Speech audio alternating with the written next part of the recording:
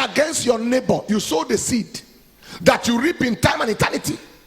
When you stole money that is not your own, you sow the seed.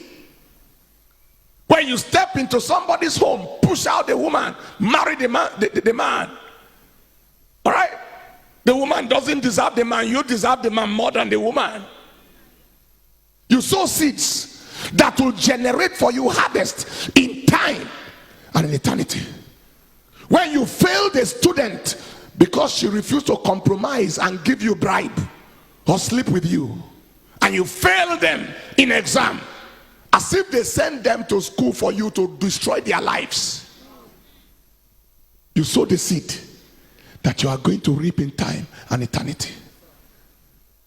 When you carry petrol and mix it with kerosene or something in order to increase the profit, you sow the seed that you will reap in time and eternity. When you carry flour that they used to bake and you mix it with cassava to increase its volume, you sow the seed that you reap in time and eternity. When you increase, you reduce your age in order to get job, you sow the seed that you reap in time and in eternity. When you lied so you can get visa, you sowed a seed.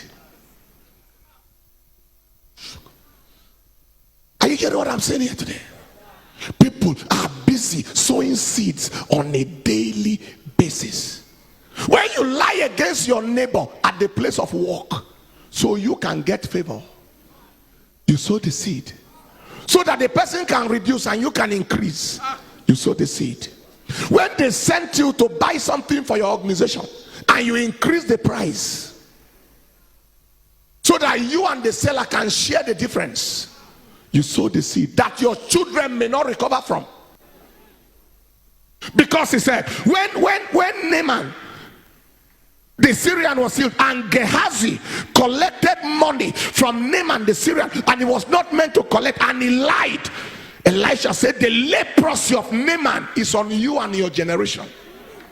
There are people who do things today and implicate their children, even children yet unborn. You sow a seed. When you collect bribe to pervert justice, you sow a seed. A seed that you reap in time and eternity. Am I communicating? Take your seed. Beware how you live, because your living is your seeding. Living is seeding.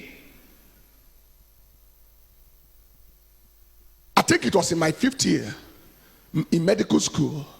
We're doing word round. I think I can remember the word 15, where I met a young man. This young man had 3 major conditions, and each of them could lead to a person's death. He had number 1, chronic liver disease of alcoholic origin. Number 2, he had constrictive pericarditis, which was also traceable to alcoholism.